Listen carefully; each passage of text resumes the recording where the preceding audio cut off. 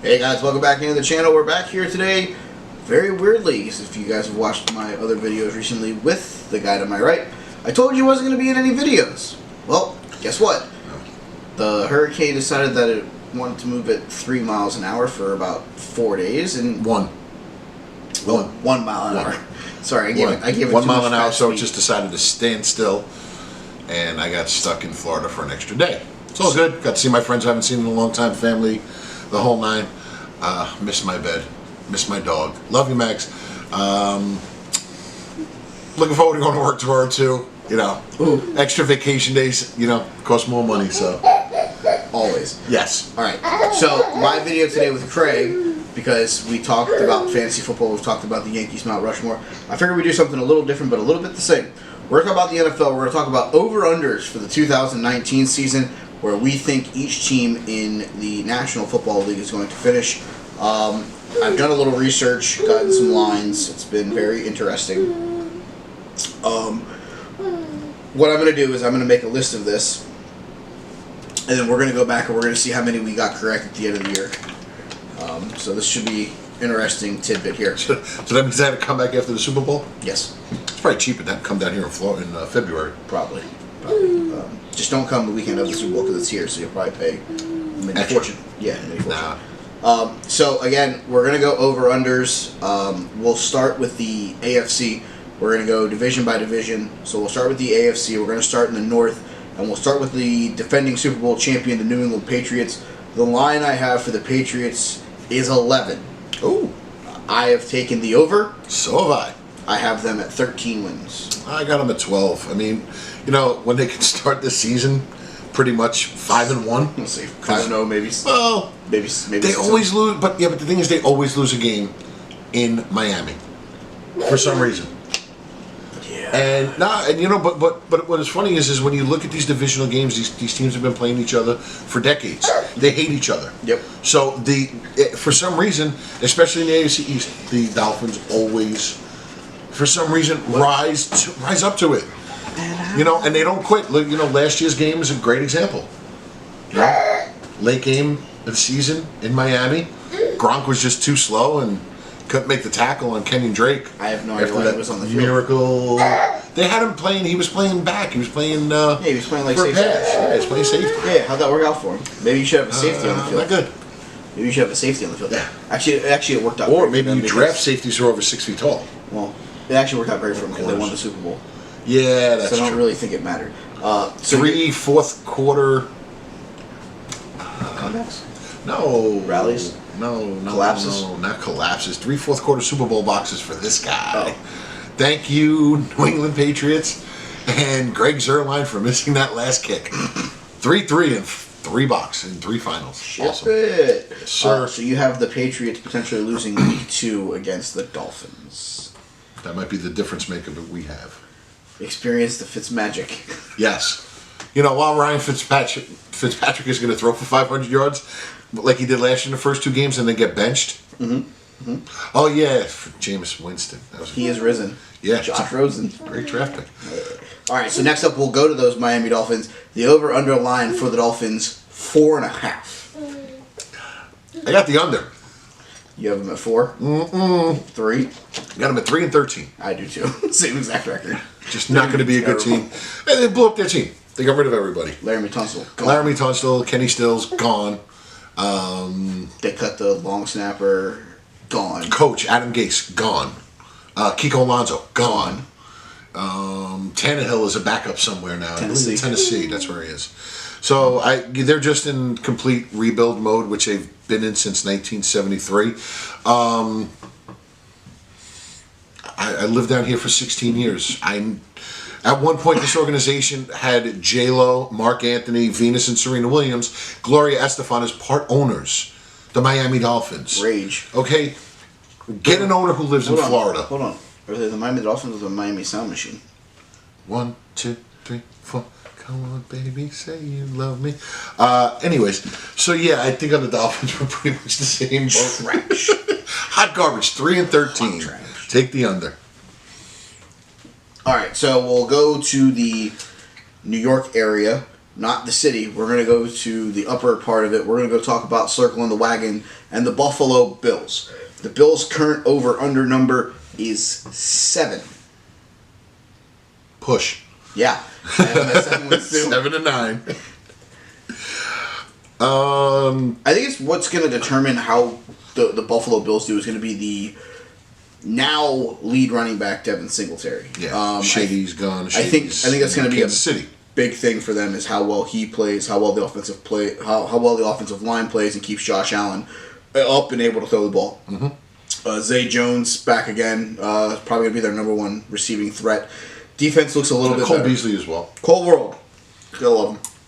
So we both have the Bills at 7 wins. And last but not least, the team that the lights shine the brightest on, at least for the foreseeable future in New Jersey, that is the New York Football Jets. They're over underline 7.5. I'll take the over. I have over.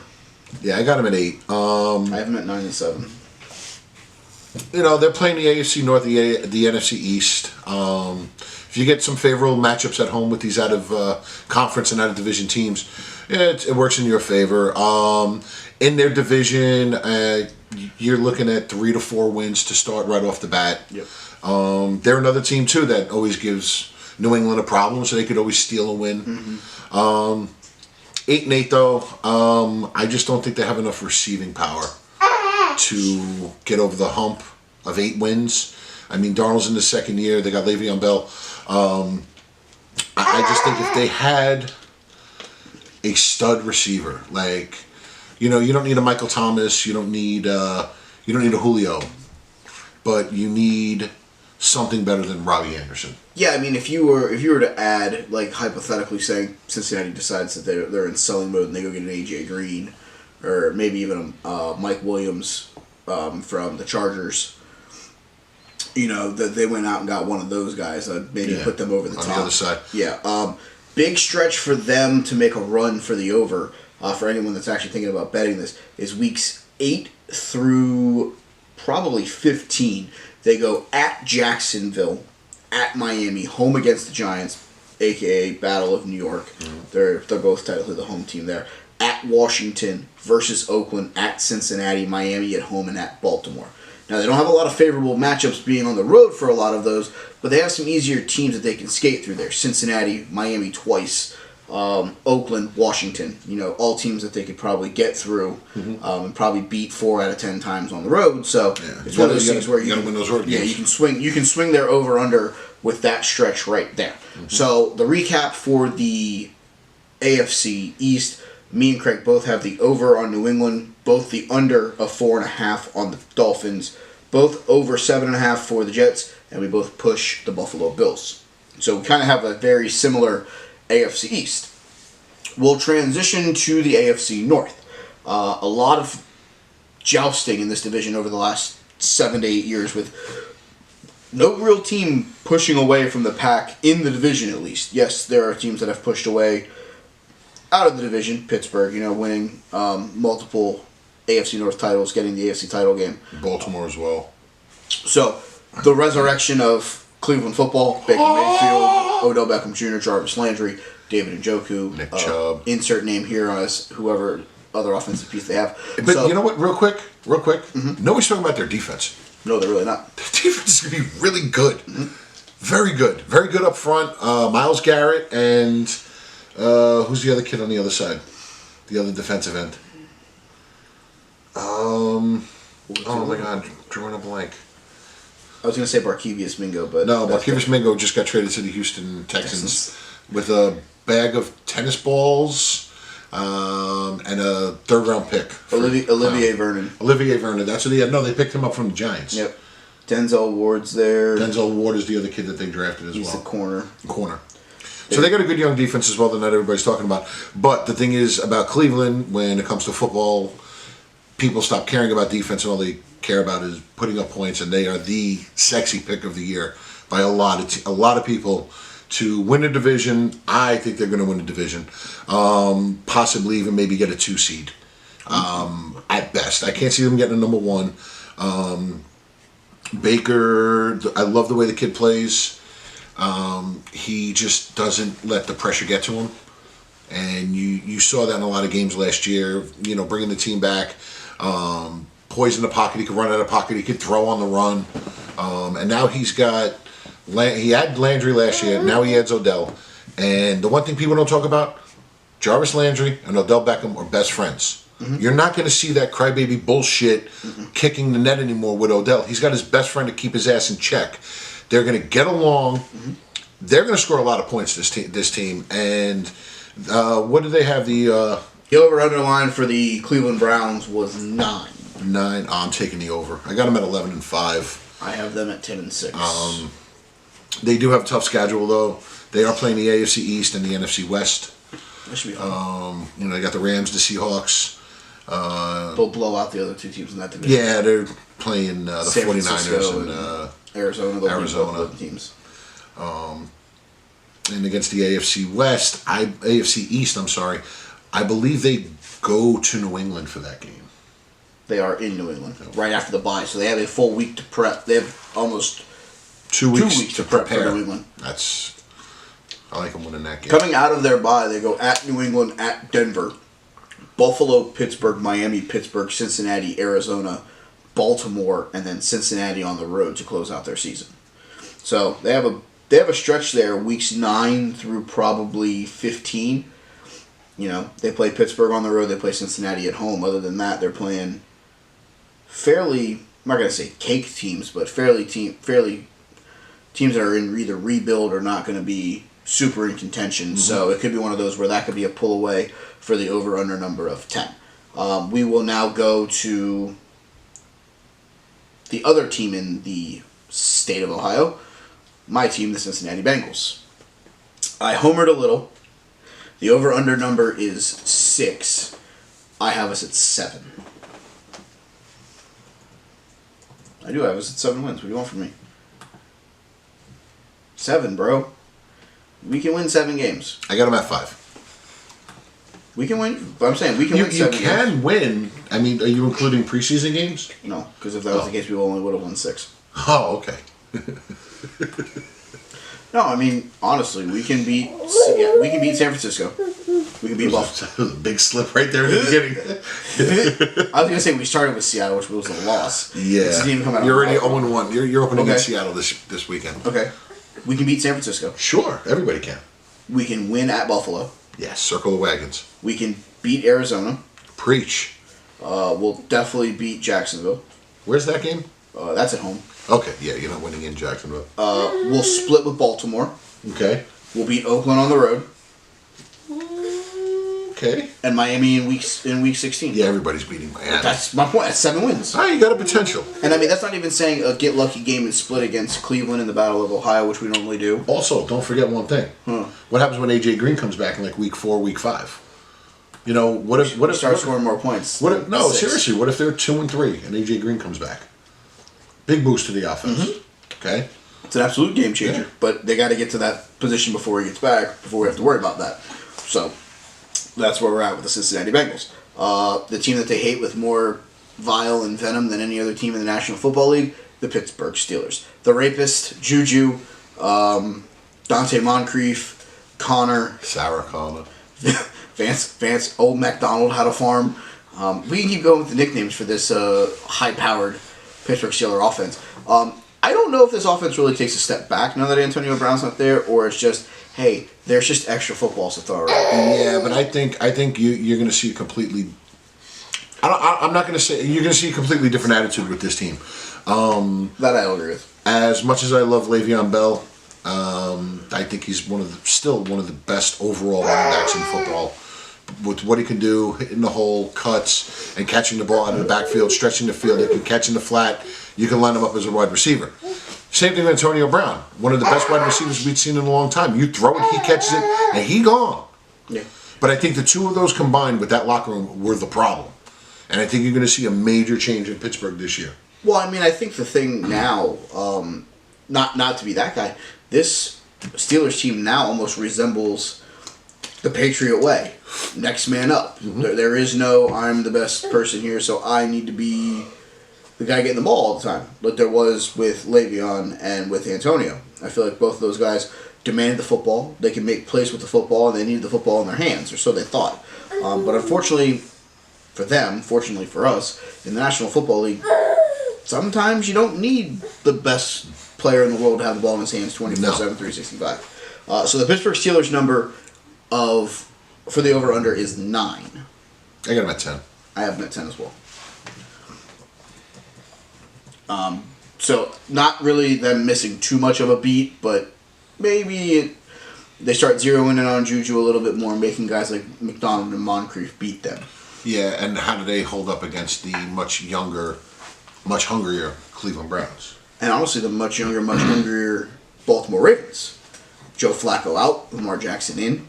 Yeah. They're getting a lot younger at running back. The only position that they're over, I think, the league average, I think, is wide receiver. Their defense is getting younger again. They're cycling the Yeah, their guys defense through. is still solid. They lost a couple of guys on defense. They did gain Earl Thomas. Hurts. Still one of my favorite Seahawks. Yeah, it's like right there. It's like one of my favorite Seahawks of all time. Now to see him playing with a different team in a different uniform. How weird is it to see him running around in purple? It's going to be tough, but it wasn't as bad as what I had to watch last year. Watching Richard Sherman in a 49er uniform. But how'd that work out for him? It's a great team you got there, Richie. And it's gone. Could have stayed for less money. Let's get greedy and go to horrible teams. Yay. Yay. All right, Baltimore Ravens over under 8.5.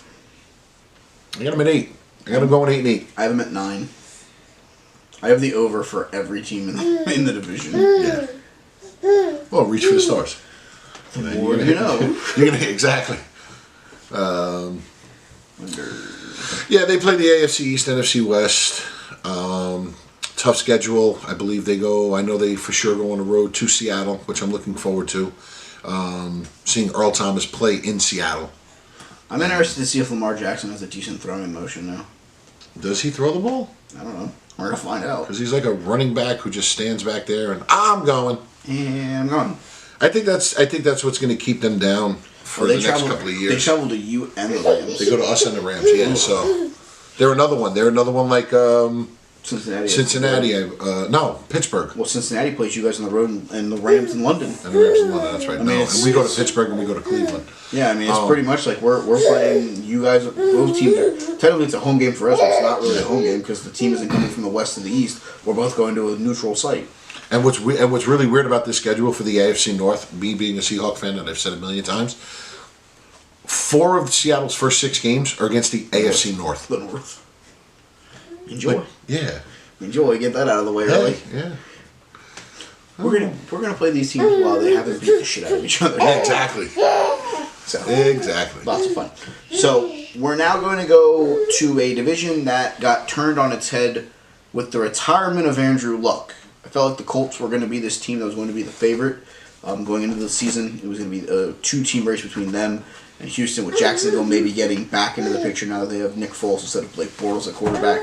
But I thought that this was going to be a 2-team race. I thought it was going to be a Houston and Indianapolis, Watson versus Luck. I thought it was going to be the new interdivision rivalry at quarterback that was going to be fun to watch. And then we got the unfortunate news that Andrew Luck decided to retire.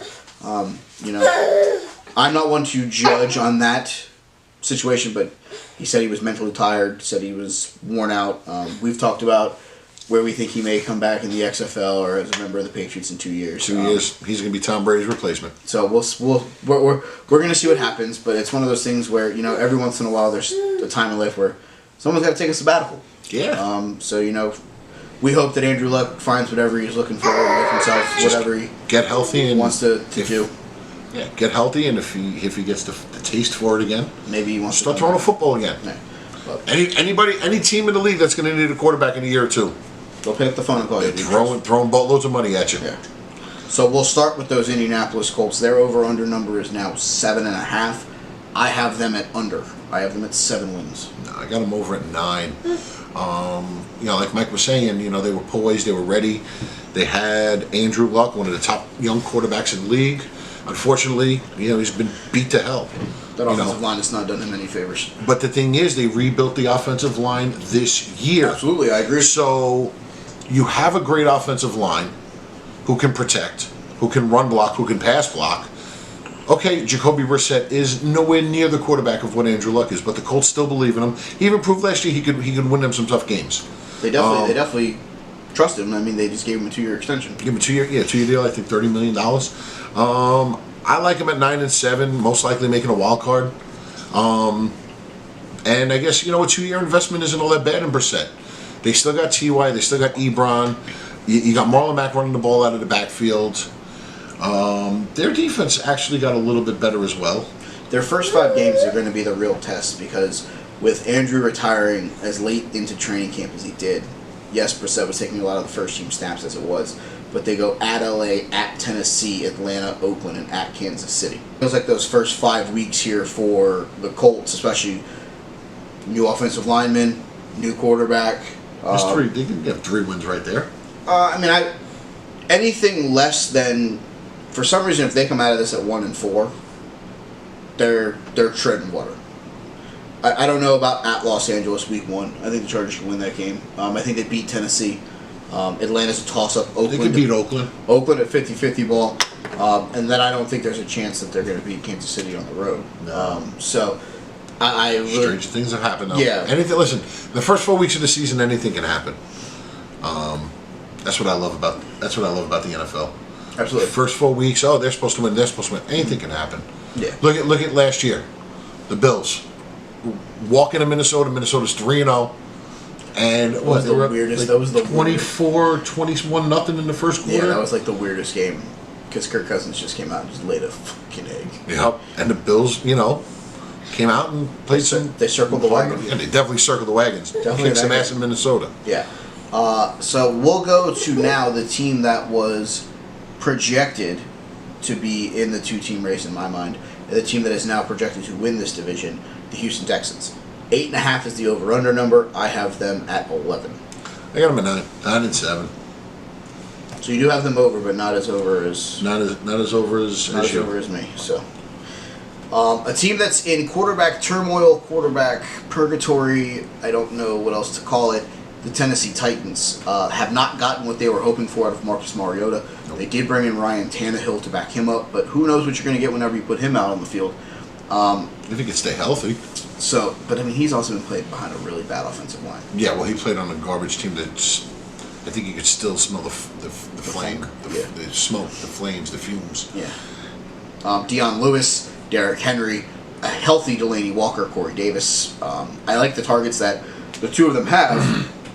I would like to put Marcus Mariota's legs on Ryan Tannehill's upper body. Yeah. Because then you could actually probably get a decent quarterback out of it.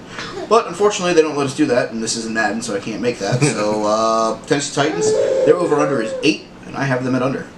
I got them at under as well. I got them 6-10 this year. Ooh, same here. You always have to factor in the divisional wins, no matter who you're playing, and every division. You're always going to wind up with a split with most teams. Yeah. Unless you're the Patriots, For sure. then the Patriots just roll off 6 straight every year against the AFC East, and it doesn't matter. Yes, sir. The final team in that division, Duval, the Jacksonville Jaguars, led by Big Dick Nick Foles. He's now the starting quarterback for the Jacksonville Jaguars. Speaking of Jackson. Yeah. So my son is up. It is currently 1:01 in the morning. And Jackson decided it'd be a great idea to strip himself of his diaper. So Craig is laughing hysterically as his little white ass just runs by me. And it's gone. So back to the Jacksonville Jaguars. Duval, resurgent year 2 years ago, got to the AFC title game or the AFC semis. I don't remember exactly. They lost to New England. And then last year was just a terrible regression for the Jacksonville Jaguars. I feel like the bottom dropped out in that organization. They stuck with Blake Bortles for too long. Fournette was hurt last year. He was inconsistent. Everybody was hurt. Yeah, everybody was hurt. Marquise Lee got hurt. Yeah. You got D.D. Westbrook coming into his second year right now.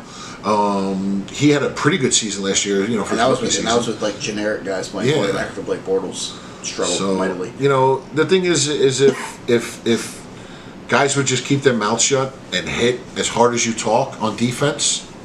Jalen Ramsey. You want to do interviews in magazines and you want to trash everybody's quarterback, And then last year, some of those quarterbacks just ripped you a new ass. I did enjoy the fact that when they asked him about Blake Bortles, he was just kind of like, "Yeah, he's my quarterback. Yeah, he's my quarterback. He's good. I like him." He's like, I can't really say what I want to. I can't tell you that he's hot garbage and he's trash and that he should never have been drafted. But hey, he had a good year. He had a couple of good years at UCF. Yeah, gotta love it. Jacksonville Jaguars. Their over/under total for 2019 is 8. I got him at 10. 10-6. I have them at 9-7. 10-6, winning the division. I have them finishing second in the division to the Houston Texans. I think that is 2 wins just on the throwing mechanics of Big Dick Nick. Super Bowl MVP Nick Foles. He is the Jacksonville Jaguars now starting quarterback. I like him there. I like him with Fournette. I like Westbrook. I think they're going to have a great year offensively. We'll swing over to the final division in the AFC, and we'll go to a division that randomly has 4 really good quarterbacks.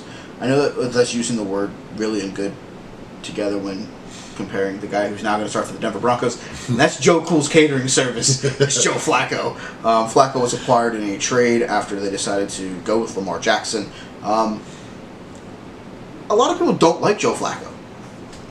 I had to play against Joe Flacco twice a year for the last 7 years. You kind of respect Joe Flacco. Guy gets hit in the mouth, still throws the ball 70 yards. He's got a cannon. The University of Delaware graduate, Super Bowl champ. Yeah, he's going into a place where he's going to play 8 times a year, where he's playing a mile fucking above sea level. Yeah, Mile High Stadium. That ball is going to fly out of his hand. He may throw it out of the stadium. He might throw it clear over that mountain like Uncle Rico. So Joe Cool's catering service is in Denver. Their over/under number is 7. 9-7.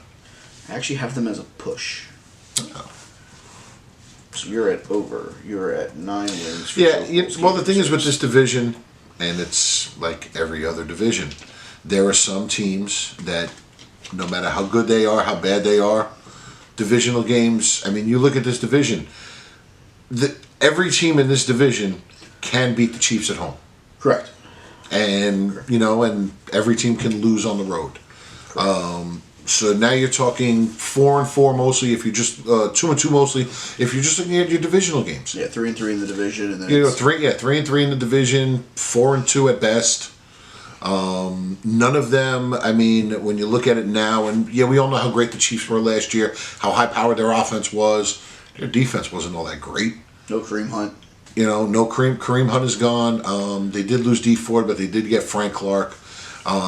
But now they're living off the running back tandem of, Damian Williams and now LaShawn McCoy. Yeah. So we'll see how well that offensive running can work this year compared to last year. If you're not afraid of the run game, you're keeping less people in the box. You're putting more guys out in coverage to cover Kelsey and Tyreek Hill. Samuel Watkins. And let's not forget now, everybody has a year's worth of film on Pat Mahomes. Petty. He's not going to have the same 50 touchdown, there's no almost 5,000 yard season he just had. Well, he didn't throw over 5, or did he? Came close. I'll look that up while you talk. So I got the Broncos 9-7. I don't see anybody, completely dominating a 6-0 division record here. So no, I don't think there's anybody in that division that's going to go 6-0. I think Kansas City. He did throw for just over 5,000. 5,097 yards. Yeah, he's not repeating that again this year. I mean, hell, if you can get 40 and 4,300 out of him, still almost an MVP type season. Advertisements. Do you need a Corolla? No, I don't need a Corolla. No, so he has them at over. I have them as a push. I feel like they're going to do very well in their division, but their out-of-division schedule kind of scares me a little bit. But, I mean, there's a couple of those games that could swing either way. That could turn them from a 7-9 team to a 9-7 team, just like that. So it's a very interesting number for the Denver Broncos. Another team that I feel has an interesting number, and a team that if you watched our other video about fantasy football, we played a game. Where in the world is Melvin Gordon going to play football? Because we don't think it's going to be Los Angeles. The Los Angeles Chargers, 9.5 is their over/under number. With the confusion of Melvin Gordon not playing and leaning on the running back tandem of Austin Eckler and Justin Jackson, I'm going to take the under. I have them winning 9 games. I don't have them getting over into the double-digit platform this year. I got them at 10. Even though they are going to miss Gordon, for how long, who knows. They're already talking about, we'll see you in week 10. You're not going to see him in week 10. If he's already talking about, I'm not going to be there till week 10, he's not going to be there all season long. Le'Veon Bell did the same thing last year. These guys want to get paid. They want to hold out. Do what you got to do. The team doesn't care anymore. The whole team, all 53 guys went through preseason, played 4 preseason games, busted their ass, while you just sit on the sideline and you think you can be welcomed with open arms. No, these teams are ready to move on. Zeke is trying to sign. Melvin Gordon, they're not talking to him for the rest of the season, so chances are he's not playing this year. Zeke is and the thing is, I'll still give him 10 wins because of Phillip Rivers. Because you're going to get your best out of Eckler. Mike Williams. Hunter Henry is finally healthy. Hunter Henry's been had injuries over the past few seasons. He is turning into the younger Tyler Eifert. Yeah. Just can't stay healthy. Nope. And it sucks because that guy is, both of them, Eifert and Hunt. Awesome. Really good. Have great talent. And the guy's just lucky break after unlucky break after unlucky break. And you got a guy in Phillip Rivers who could still throw the ball 50, 60 yards in the air like it's nothing. There's no quitting him. We didn't talk about him much in the fantasy football show, but he's a guy that I think he could be a MVP candidate because he's going to throw the ball a lot this year. And I feel like he's a guy who works the ball very well. Doesn't turn the ball over a lot. Doesn't throw a ton of interceptions. Smart quarterback. So I feel like he's a guy, and because he can take the contact and knows, okay, I'm going to take a sack here, but I'd rather it be 2nd and 12 than me throw a stupid pass and get picked off and then gets run back for 6 or puts them in scoring position. So Phillip Rivers is a great mind. We'll now go to the team on the other side of the state. We'll go to a team that's going to move within probably about 150 miles of San Diego in a couple years to Las Vegas. We're talking about John Gruden-led the now Oakland Raiders, the Hard Knocks curse. Their over-under number is set at 6. I have them under. I have them as a 5-win team in 2019. Nah, I got them at 7 and 9. I mean, the only thing, the one thing that's really going to hurt them the most, I think, is that the Chargers are going to be finish better than them, and the other team we haven't spoken about yet, the Chiefs. David Carr has now had almost. This is his. Derek Carr. David's the one on TV. David's the one that may have died in Houston. Well, you don't take him one overall. Derek Carr has a new toy in Antonio Brown. Now, if he can learn how to keep his feet from freezing, you might have him on the field more. No, because then he's going to become a head case. And all right, freeze your feet. Don't play as much.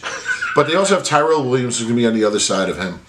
Young running back and Josh Jacobs. And what I'm saying about Derek Carr, because I thought it was David, is that he now has, this is his 2nd year of him picking up Gruden's offense. And from what people say, John Gruden's offense is one of the hardest to learn. And towards the end of the season last year, Derek Carr started to pick it up. So he's had a full season of learning it, and now he's had a full off season of running it.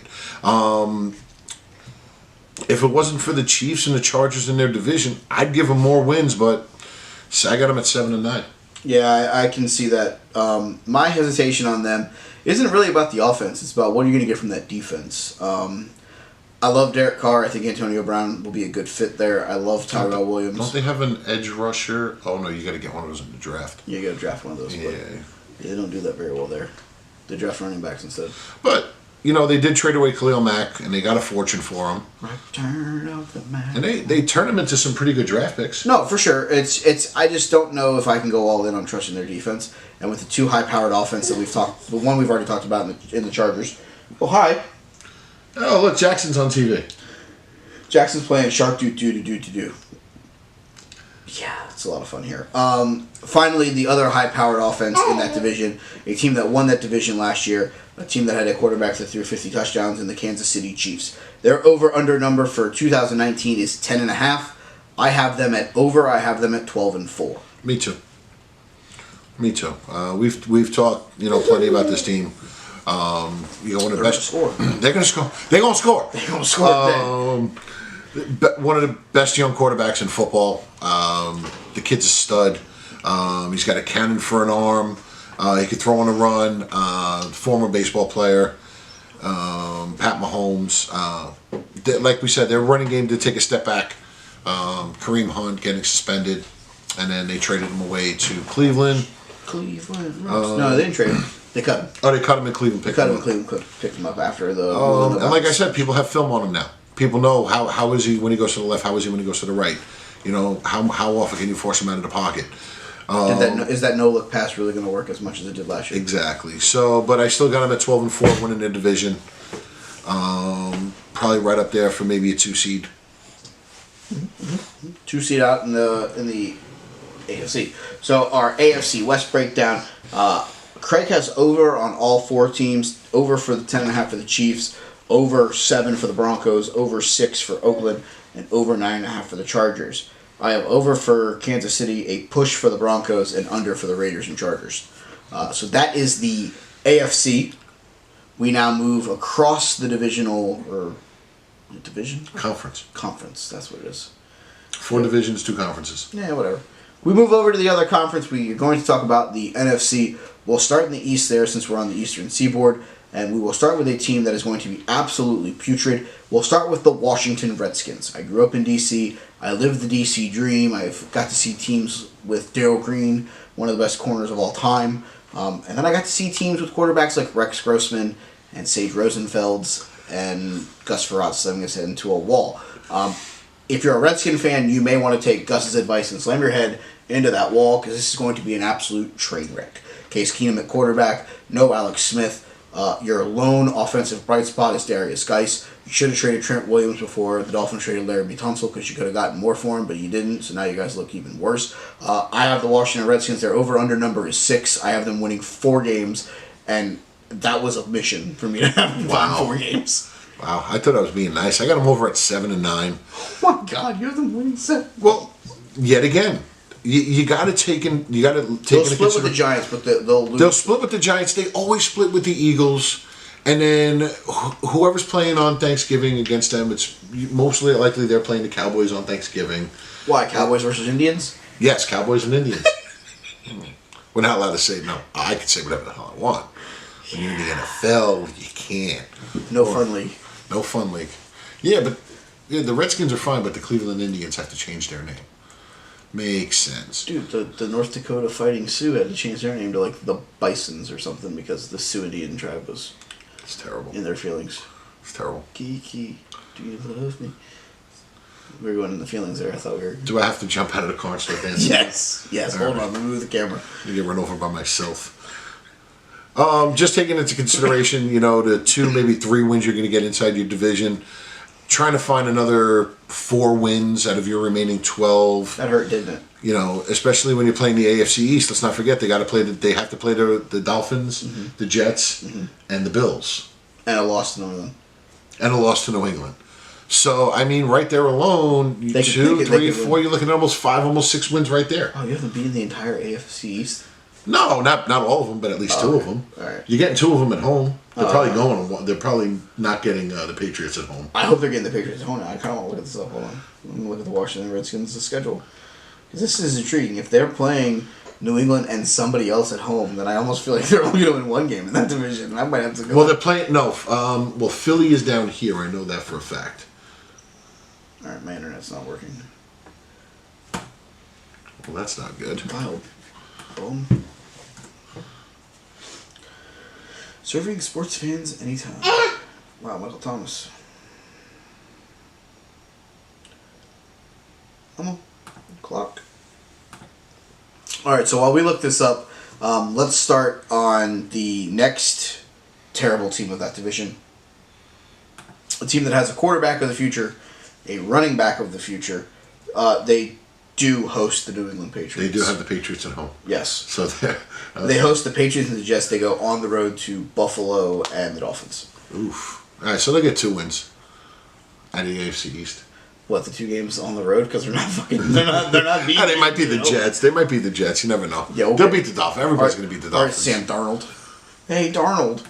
Everybody's going to beat the Dolphins. The other terrible team I'm referring to has the quarterback of the future in Daniel Jones, the best running back in football, Saquon Barkley.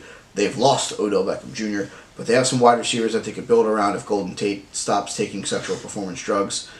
Yes, I said sexual performance drugs. And Sterling Shepard, who could break out into one of the better receivers in the NFL this year if he can keep himself on the field. And that is the New York Football Giants. Their over-under number is the same as the Washington Redskins. Their over-under number is 6. Push. Ooh, I have them at under. I have them as 5 wins. I have them as better than the Redskins, but not quite. Just because I don't like Eli Manning. Well, Eli's on his way out. Is it a walk year for him? Can he take a walk? He might need to.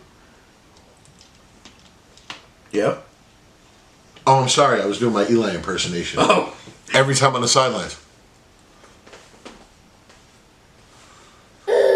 I'll be nice and not say what I normally say. I think Jackson's telling you to say what he's saying. No, Jackson, I'm not going to say it. He needs to stay on YouTube. Yeah, I kind of do.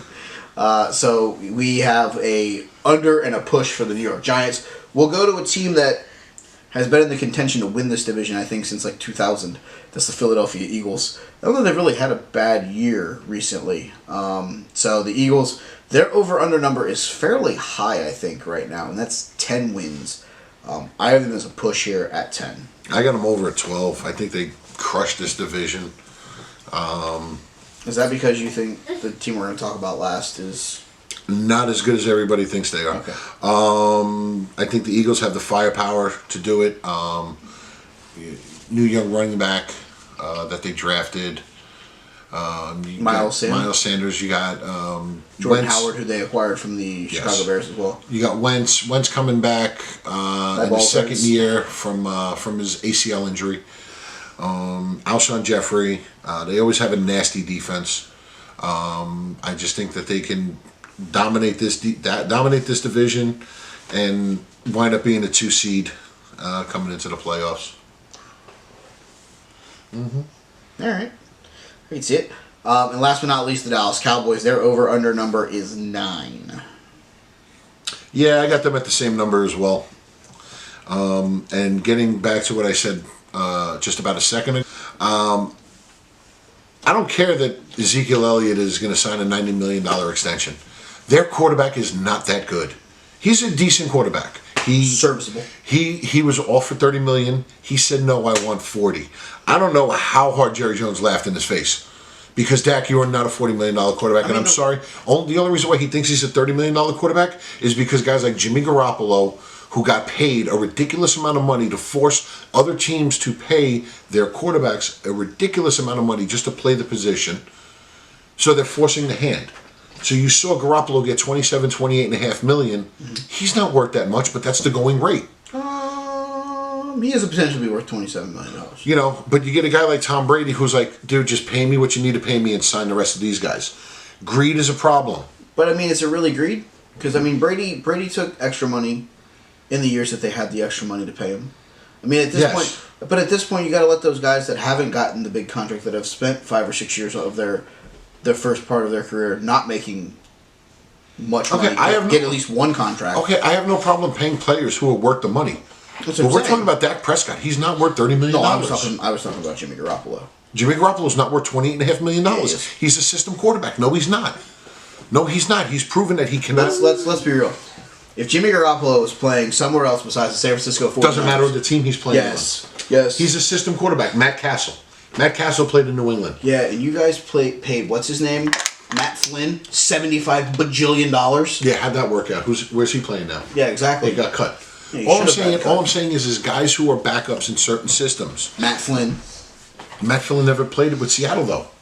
He was on your roster for a game. He was on the roster for a game. He hurt his elbow in the preseason, and Russell Wilson never looked back. But what I'm saying is could you imagine how bad it would have been if he wouldn't have not have hurt his shoulder? We'd never know what would have happened. I know. How sick never know exactly. Well, do the Patriots send Mo Lewis a thank you card? Yes. Every Christmas for destroying Drew Bledsoe I would. and forcing him into a career of making wine. I would. He's got a vineyard out in California. I mean, I would send him a fucking wine basket. Hell yeah, every year. Pay him and Drew Bledsoe. But no, regardless of the fact that Garoppolo plays for the 49ers, my point being is that he played in New England all those years. The New England style of offense and the San Francisco style of offense are two totally different things. We'll see this year because he got hurt last year. Like I said with Matt Castle. Matt Castle played for the Patriots. He stepped in and they went 11-5. They went to the playoffs. I believe they won a division, had a high seed, and then he went to Kansas City. I'm not disagreeing with you. Okay. Garoppolo, guys are Garoppolo, I feel like, because at the end of the day, the problem is there is nobody in college developing quarterbacks anymore. There are no good college quarterbacks. They're all mediocre at best. So at the end of the day, you're going to have to pay one of these guys that's been a backup behind Brady or Roethlisberger or whatever. You're going to have to take that chance because you're not getting them developed in college anymore. Mm-hmm. We've talked about it on the fantasy show. There are no good quarterbacks in the SEC. There haven't been for about 8 years. Cam. I'm not thrilled with Tua. I'm not thrilled with the mediocre guys that are coming out of Georgia. I'm not happy with any quarterback from Vanderbilt or Tennessee. You have those kids out on the West Coast, Oregon, with that run and gun offense. Justin Herbert looks like he could be the next coming of the great quarterback resurrection of 2010. Or he could be exactly like Marcus Mariota and Dennis Dixon and be out of the league in 3 years. I mean, there aren't any great quarterbacks. There's one good quarterback coming out. And it's whoever has the number one pick in either a year or two, that's Trevor Lawrence. Other than that, there aren't any great quarterbacks. Unfortunately, that means these guys are going to end up having to pay a ransom for these guys, which unfortunately is what I feel like Dak Prescott's doing right now. No, Dak Prescott is not worth that much money. Dak Prescott's worth about a quarter of that, probably. He has a great offensive line, he has a great run game, he's got good wide receivers, and he has a defense that gets him the ball back. At the end of the day, you could go out there and probably run the keys. You know what it is? Dak is the perfect example of game manager. Yes. And I remember they used to say that about Russell Wilson in the early years of his career. Oh, he's a good game manager. All right, first and foremost, your quarterback has to go out there and manage the game. Yes, but the Cowboys don't need Dak to go above and beyond. They want Zeke to go above and beyond. They want their defense to be afraid of Zeke in the backfield. Yep. But how about the fact that Amari Cooper has got bad plantar fasciitis? And they keep saying, oh, he will practice, and he will. Sure, he's going to practice until his feet start hurting. Yep. How many routes do you think he's going to run in a game when his feet are throbbing and he can't even stand in the first quarter of the first couple of games of the season? Mm-hmm. Okay, so everybody's all up in arms. They got Dak, they got Zeke, they got Cooper. Yeah, Cooper's hurt, Zeke's not signed, and Dak is nowhere near an elite quarterback. 9-7. Let's look at the big glaring issue here. If Zeke does not sign before week 1, which everyone thinks he's going to, it's Tony Pollard and Alfred Morris. Like Craig mentioned, Amari Cooper's plantar fasciitis. That then turns the reins of this offensive receiver-wise to Randall Cobb and Michael Gallup. Jason Witten came out of retirement to play tight end this year. It's because he's terrible on ESPN. Their offensive line already has 2 guys that are dinged up. The key here for them to get themselves into a contention to play for a playoff spot, it's going to rely on their defense. It's going to rely on Leighton Vander Esch. It's going to rely on guys like DeMarcus Lawrence. So I mean, Sean Lee at the other linebacker spot. So at the end of the day, if you're a Cowboy fan, don't pay Dak Prescott to be a game manager, because he's going to sit there and there's going to be situations where he's going to turn the ball over. And you're going to want to hang yourself. But then you got to remember, you got guys like Leighton Vander Esch and Sean Lee and DeMarcus Lawrence coming out. They're going to try to get you the ball back to win you a ball game. So, I mean, at the end of the day, Dak Prescott does his job, does it well, but they're not asking for him to go out there and be Drew Brees or Aaron Rodgers and throw the ball 35 times a game. It's not what they're asking for. And one thing, too, with the Cowboys, they've had the same coach, Jason Garrett, for like 12 years. Marvin Lewis level. I'd love to know what inside information he has on Jerry Jones. He's got to have naked pictures of Jerry Jones doing some freaky shit. But the bottom line is, you went from every year Jason Garrett was there to a pocket passer, Tony Romo. Mm-hmm. Okay, the only reason why Dak was playing is because Romo got hurt. His back got destroyed for the last time. It was spinal, and it sucked. It's unfortunate. But here's the thing. Now you're trying to take a mobile quarterback and throw him into this style of offense. It's not working. It's not working. Do you want to know who I think they're going to go get in a trade or whenever he becomes a free agent? Matt Stafford. I think they're going to go pluck Matt Stafford out of there and put him in Dallas, because Matt Stafford still has a good number of years ahead of him. And he's going nowhere in Detroit. I think the change of scenery would be good for Stafford. and you put a pocket passer in Dallas, that makes that a dangerous team. Another quarterback they could potentially decide that if they decide they want to go a different route, honestly, is a guy that I hold near and dear to my heart is the Red Rocket, Andy Dalton. Behind that offensive line, Andy's got a good enough arm. He could be a good. Yeah, I don't know. I just see Stafford as a much better fit. No, I do too. But I'm saying if for some reason the Lions decide they don't want to let him go for whatever reason, if they're going to rebuild around him and Kerryon Johnson, another quarterback that sounds. Another quarterback that could be fun there would be Andy Dalton. Yeah. We'll move on now. Finally, there's been a lot of talk about the NFC East, and we're not even NFC East ranting on the fans. Cowboys. We hate the Cowboys. We're going to go to the north. We're going to go up there to Lambeau, Soldier Field. Oh, I had some cheese curds today. They're Ford really Field, good. And, we're going to go to whatever the hell the Vikings are calling that thing up there. We're going to start with a team that The Viking Experience. I went there. Terrible. Give me Liberty or give me the War Raiders. We're gonna go up there and we're gonna talk about the team that he was just referring to, the Matthew Stafford-led Detroit Lions. The Lions over/under line is 6.5. Under 5-11. Yep, same here. Just They're not gonna be good. no, they're not. Kerryon Johnson's the best offensive weapon they have. Yeah, they got a good Galladay. They got a good receiver. They got a good running back. They have Matt Stafford, quarterback. but their defense is Hot yeah, garbage. yeah. So 5 wins. Yeah, I'm at 5. Lucky for them. Yeah. We'll go to... The funny thing is, the next 3 teams in this division, all's over-under number are 9. We'll start with Aaron and the Green Bay Packers. I have them at push. I got them at 10-6. I got them winning 10, winning the division. If I had more answers on what they were going to do in the run game, because it seems like Aaron Jones has distanced himself, but then it feels like they still put the second and third guy out there more times than they really should. Yeah. If Jones is going to be your guy, let Jones be your guy. Mm-hmm. Let him go out there and carry the ball 45 times a game and let him dictate. That's a lot of carries for a running back. Okay, 25 times, whatever. Aaron Rodgers is going to throw the ball No, 45 times. you need a guy like Jones because the thing is they're still going to put Williams in there. So you need Jones to get a good 18 to 20 a game. You give Williams about 5 or 6, and then just have Aaron just chuck the ball all over the field. Yeah, he's going to throw it like he's throwing up dollar bills, y'all. Yep. The team that has... Yes? Alright, you can go. The team that we're going to talk about next is the Star Trek leading Captain Kirk, the Minnesota Vikings. Oh, Minnesota. We like the Minnesota teams. I have them pushing here at 9 wins, same as I did with the Green Bay Packers. Me too. You have them pushing with them. I have them pushing at 9-7. Push it to the limit. Push it to the limit. Captain Kirk, Dalvin Cook. I was gonna say Brandon Cooks, but he plays in the Rams because I just wanted all the Cooks on that roster. Stephon, he's fat. He's thinking about food. Stephon Diggs. Cooks make food. Yeah, that's true. He's fat. That's true. Stephon Diggs. Who's their tight end? Kyle Rudolph. The Rudolph. Yep. Right. Still. He's been there for like 93 years, it feels like. He's never aged. Jesus.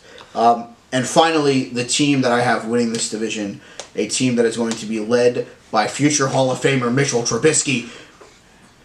The Bears. We watched Ditka's theme. We watched Ditka SNL videos before this to get ourselves in the mood. So if you had to pick between a hurricane and a hurricane named Ditka, who would win? What's the spread? Ditka 700. Ditka. Ditka's a god. How's Bob Schwartzky doing? I think he had another heart attack. Wow. Last count was a good old baker's dozen there, Bob. So let's go with the Chicago Bears. I said their over-under number was 9. I have them over with 10 wins. I got them at 8-8. Wow. Yeah, wow. I think the Packers are just going to be a little bit better. Another division where those 3 teams are going to beat the hell out of each other. Yeah. And young running back in David Montgomery. Trubisky's in his second year. He's going to be throwing the ball a lot. Going on Mitchie T, baby. If their defense can keep them in the games and get some turnovers and keep the offense on the field, returning them back. right, we're going to go down south. We're going to talk about a division that has 3 very interesting quarterbacks in it. Their quarterback quartet is Jameis Winston, Drew Brees, Cam Newton, and Matt Ryan. We'll start first off with a team that I think is going to underperform for their notes, and that is the Atlanta Falcons. Falcons' current over-under line is 8.5. I have them under. I have them with 7 wins in 2019. I actually found 10 wins for them. It's one of those where no Tevin Coleman, Devontae Freeman tandem anymore. It's just Devontae Freeman now. If he can stay healthy. Yeah, but that's been a big question for them. I love Austin Hooper. Love Calvin Ridley. Yeah, I think Calvin Ridley's going to have a great year. Julio's going to start getting double covered more. So it's going to be on Ridley, Hooper, Mohamed Sanu, and Freeman, if he can stay healthy, to really give Matt Ryan the weapons to succeed. I don't know what made me really sell on under here, other than a lot of teams in the NFL are going with this 2 running back tandem, and they don't have that anymore, so I'm kind of worried about where we see what happens with that moving forward. The next team we're going to talk about is a team that I feel is also going to struggle this year. It's a team that's going to be behind a lot, and it's the Tampa Bay Buccaneers. Their over-under number is 6.5. I have them at under.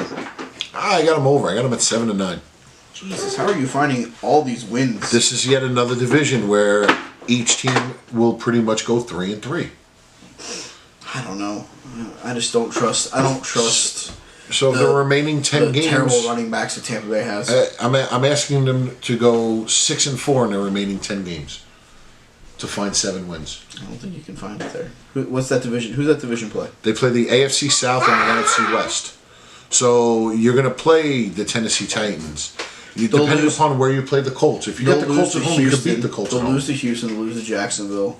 They'll lose to Kansas City. They'll lose to... No. They're playing the NFC West. Oh, they used to the AFC West. Yeah. Oh, okay, yeah. So they'll definitely lose to you guys. They'll definitely lose to... So they get Tennessee, and maybe the Colts if they play the Colts at home. Okay. And then you got to worry about the Cardinals and the 49ers, and 3 wins in your division is 7. I'm just not a big fan of... Let's look and see where Atlanta plays those teams. They play... Tampa. Oh, Tampa. Whoops, wrong team. I knew that didn't make sense there for a second. I was like, why am I looking up Atlanta for? Alright, Tampa Bay. They Bucks. They go on the road to... They play the Niners at home. First game of the season. Yep. They play at the Rams. They play at the Seahawks, at Tennessee. So then they get the Cardinals, the 49ers at home. They have the Colts at home. They go on the road to Jacksonville. And they play Houston at home. Okay, so 6 or 7. Yeah, it's right there. You had 5, I had 7. Yeah, we're in the same general ballpark. Exactly. A team that has all the potential in the world to be great, but for some reason can't stay healthy to save their lives. It is the Carolina Panthers. Everybody on this roster has been dinged up at some point, with the exception of one guy, and that's the guy who's, I think, the 3rd best running back in football right now. And that is Christian McCaffrey. He's a better receiver than a running back, if you really think about it, because of how many passes he's catching out of the backfield. Yeah. He's more dependent upon catching the ball out of the backfield and getting his 18 carries, but he's out there for probably a good 20 pass plays as well. 7,000 snaps a year. You know. Last year, McCaffrey's stat line. Now I want to see. I know he split a lot last year. He had 219 carries for 1,098 yards. 7 touchdowns. How many catches? He had 107 catches for 867 yards and 6 scores. He had 13 scores total last year. It's pretty good. Yeah. That's pretty good. That was pretty good. Their over-under win count for 2019 is 7.5. Just over at 8. I have them at 8 and 8 as well. 8 and 8.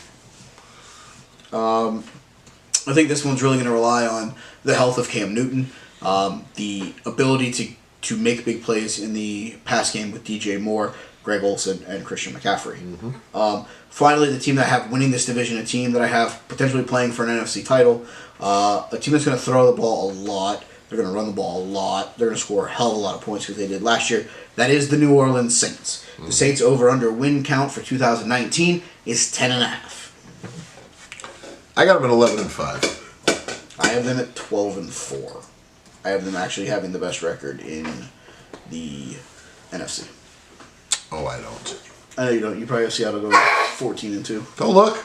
Wait. I couldn't go that. I couldn't give them that much. Yeah. Okay. We'll see. Yeah, Saints are one of the best teams at home, but they are a much different team on the road. Absolutely. So some of those gimme games that you think, oh, the Saints should go in and wipe the floor with them.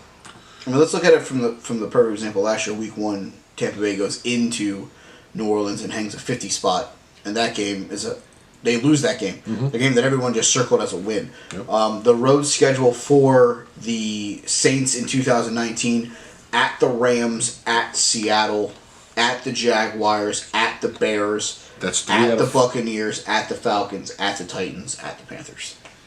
It's 3 tough road games. Absolutely. Right off the bat. And if you get into a funk and got to go into Soldier Field later on. I mean, let's look at it from this standpoint. If they lose to Houston, who they host, and then lose to the Rams and you guys, they're 0-3 going with Dallas coming into town. That could be a make or break game for the 2019 New Orleans Saints. Yep. So they're going to have to beat Houston and probably try to split with you guys and the Rams to really be in the driver's seat going into that matchup against. And the other thing too that you just touched on, like the thing with if you're going to want to bet over unders, you got to look at the schedule. Not every team is going to start off 3 out of 4 games at home to start off hot.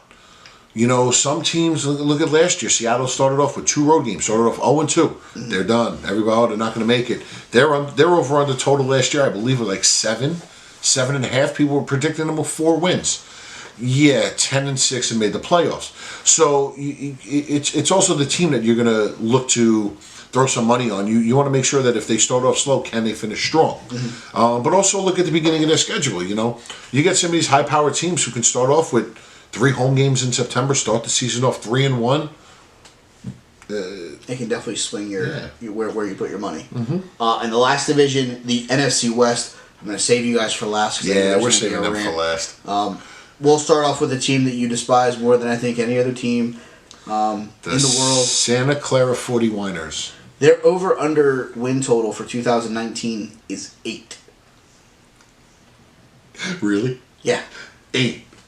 In this year or this year and next year? This year. Oh, it's just a 1 year? No, half. 4-12. You really have them winning? I got them 4-12. Wow. Because they're not that good.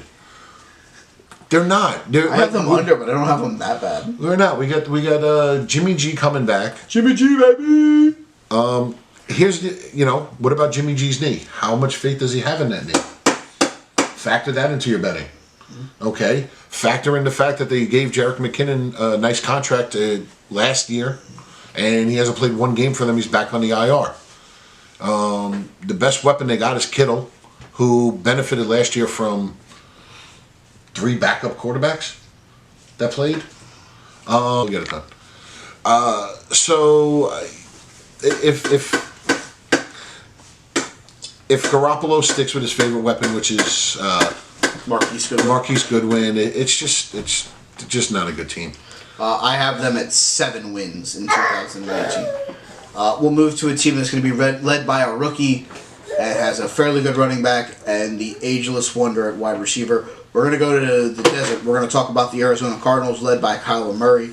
Their win total for 2019 is 5. I have them at under. I have them at 4-12. I got them at a push.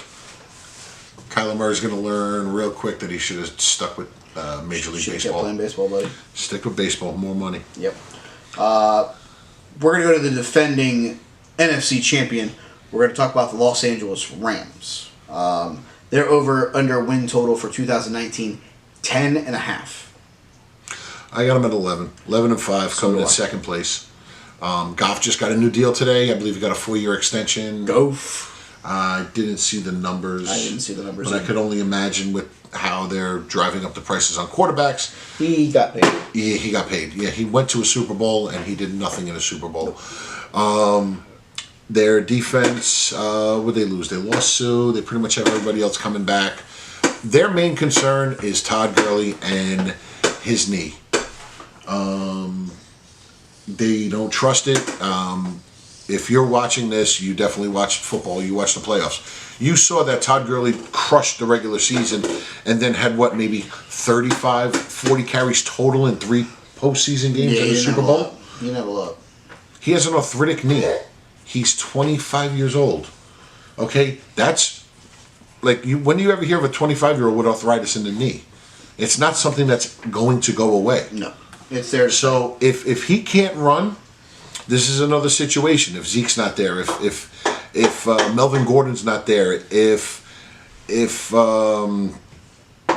Todd Gurley is not there, these defenses will not keep an extra guy in the box. They're going to drop a guy back into coverage. They're not fearful, forcing the quarterback to beat you without a run game. Yeah, they're not fearful of Darnell Henderson.